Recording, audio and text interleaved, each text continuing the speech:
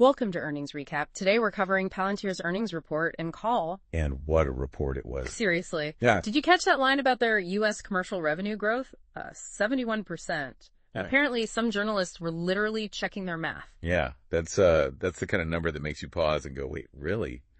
Pretty impressive stuff. Exactly. So yeah, we've spent some time digging through Palantir's Q1 2025 stuff.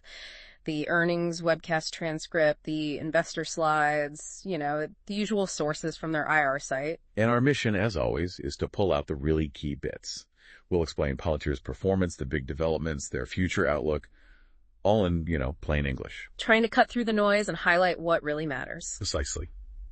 Okay, let's dive right into the financials because, well, they look pretty spectacular on the surface. Revenue hit $884 million. That's up 39% compared to last year. Mm-hmm. And that's already beating their own guidance, which is always a good sign. Shows momentum. Right. And the U.S. growth is even stronger, isn't it? Like 55% overall in the U.S., hitting $628 million.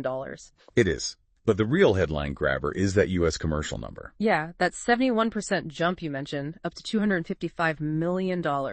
They said that puts them at a $1 billion annual run rate just for U.S. commercial. Which is frankly huge. That signals massive demand, and they're pinning a lot of that on AIP adoption. And it's not like the government side is lagging either. U.S. gov revenue also had strong growth, 45% year over year, $373 million. Yeah, so both sides of the U.S. House are firing on all cylinders. Commercial is just, accelerating incredibly fast right now. It's not just top-line growth, though. Their margins look good, too. Adjusted operating margin was, 44%, up from 36% last year? Right, and that feeds into their Rule of 40 score. Yes, the Rule of 40. They hit 83 this quarter, and they made a point of saying it's the seventh quarter in a row it's gone up. Yeah, hitting 83 is well above the 40 benchmark. It suggests they're managing that tricky balance between growing super fast and staying profitable, even getting more profitable. Very healthy. And cash flow looked pretty solid. Adjusted free cash flow came in at $370 million. That's a 42% margin. Mm-hmm. Very strong. Gives them a lot of flexibility. Plus, they had actual GAAP net income again. $214 million, which works out to 0.08 cents per share on a GAAP basis. Adjusted was $0.13. Right. Continuing that run of GAAP profitability is important. Shows the underlying business is sound financially, not just on adjusted metrics. So, wrapping up the financials, it feels like more than just a good quarter. It seems genuinely stand out, especially with that U.S. commercial engine roaring. I'd agree. The numbers point to really strong execution and, well, clearly products that are hitting the mark, particularly in the U.S. commercial space right now. Okay, so let's unpack why. What's driving these results? You mentioned AIP, the artificial intelligence platform. That seems central. Oh, absolutely. It came up constantly on the call. AIP is positioned as the core engine for growth. The idea is it lets customers use AI models like LLMs, but grounded in their own specific business data and context. Through the ontology, right. They talk about that a lot. Yeah, exactly. Think of the ontology as like the digital twin or the semantic map of the entire business. The data, the processes, how things connect. AIP uses that map to make the AI relevant and effective for that specific company. And customers seem to be buying in quickly. I saw examples like a big healthcare company signing a 5-year, $26 million deal just 5 weeks after doing a boot camp. 5 weeks. Yeah, that's incredibly fast. It suggests customers are seeing value almost immediately. That rapid time to value is a huge selling point. There was also a global bank going from a pilot to a 3-year, $19 million ACV deal in 4 months, and another Fortune 500 healthcare firm signing a 5-year, $10 million deal. These aren't small trial balloons. These are significant multi-year commitments from major players across different industries. It shows breadth. Palantir calls it quantified exceptionalism, the idea that customers see measurable impact from day one. Is that just marketing speak, or? Well, they seem to be backing it up. In the current AI hype cycle, being able to point to concrete, quantified results quickly is a massive advantage. Businesses want ROI, not just cool tech. And it's not just Palantir pushing this narrative. They mention customers like AIG talking about them in their earnings calls. AIG thinks AIP could help double their revenue growth rate over 5 years. Right. And Citi mentioned a new Palantir partnership for their wealth division.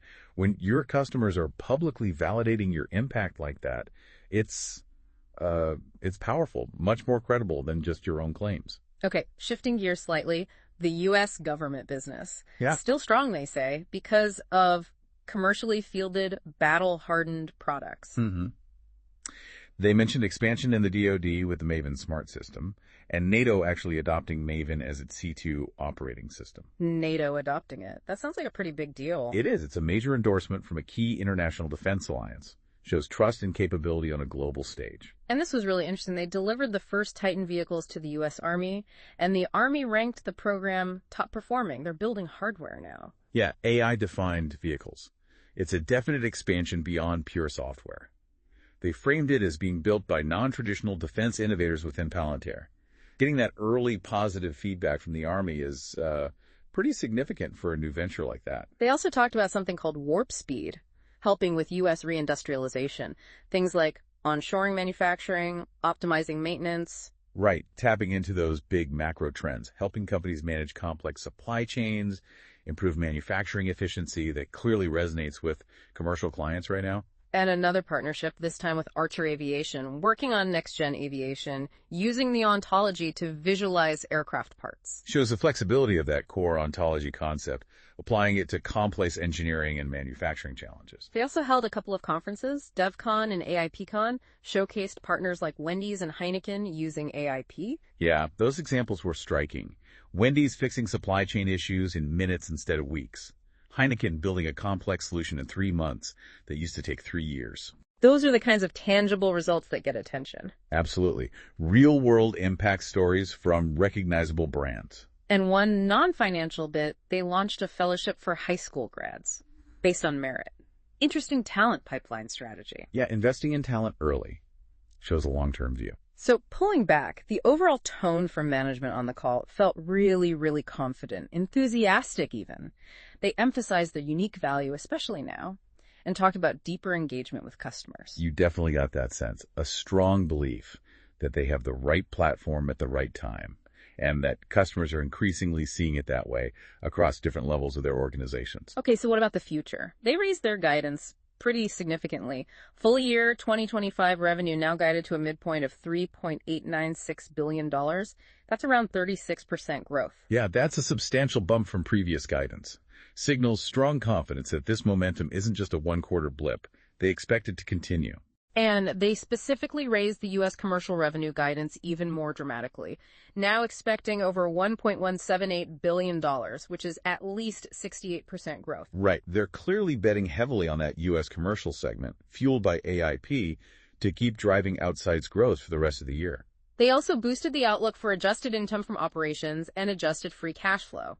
And they reiterated they expect GAAP profit every quarter this year. So it's not just growth at all costs. They expect to grow fast and improve profitability and cash generation simultaneously. That's the message. And for Q2 specifically, they're looking at revenue between $934 and $938 million, and adjusted income from operations around $401 to $405 million. Yeah, so no slowdown expected in the immediate term, consistent with the raised full-year numbers. The takeaway seems pretty clear then. The raised guidance reflects real confidence based on current performance in the pipeline, especially for AIP in the U.S. commercial market. Exactly. It's a strong, forward-looking statement backed by the Q1 results. So what is it that gives Palantir this edge? Why are they succeeding where others might be struggling in this, very noisy AI market? Well, they constantly bring it back to the ontology. They argue that's their secret sauce for AIP. It's what allows them to take powerful but generic AI models and actually apply them effectively to specific, complex business problems, delivering real value. So AIP isn't just another LLM wrapper. It's the whole system built around understanding the business context. That's the pitch.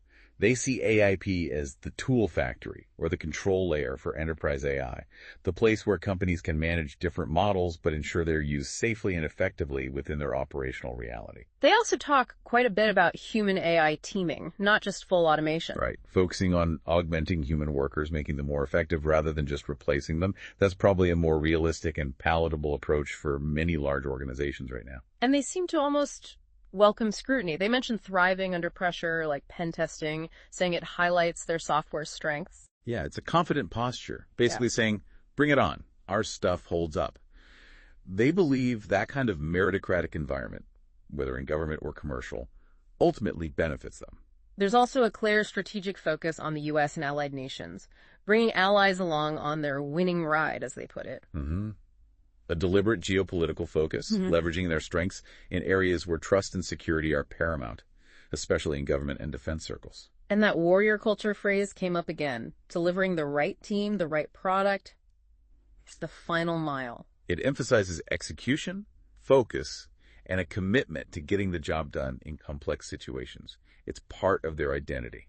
So the non-financial point here is they're selling more than just software. It's a platform, a methodology, maybe even a worldview aimed at tangible results. That seems to be their moat. Yeah, the combination of the technology, the methodology, and the culture is what they present as their unique competitive advantage. Okay, what about outside the U.S.? We talked about the huge U.S. growth. How are things internationally?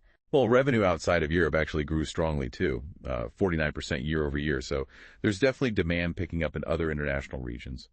But Europe itself, they Yeah. had a quote saying, Europe doesn't quite get AI yet. That sounds a bit blunt. He was quite direct. They did qualify it by saying dynamics vary across countries and they see future potential.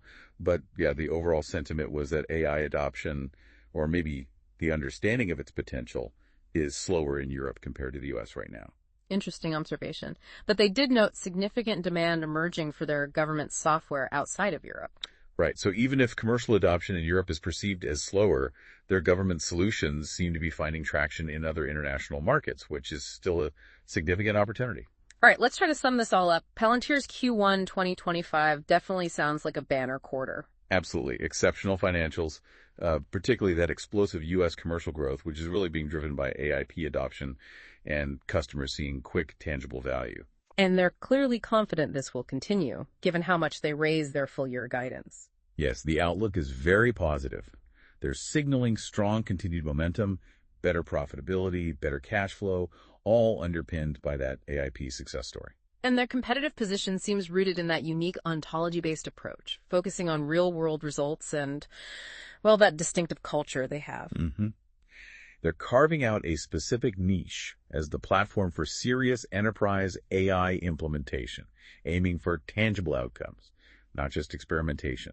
It seems to be working, especially in the U.S. Okay, so here's a final thought to leave you with.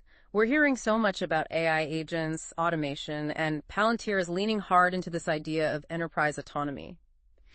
What do you think the biggest changes will be in how companies actually operate in, say, the next 5 years? And how could platforms like AIP genuinely reshape whole industries? That's the multi-billion-dollar question, isn't it? Yeah. It forces you to think beyond the tech itself to the fundamental shifts in how work gets done and how value is created. Definitely something to ponder.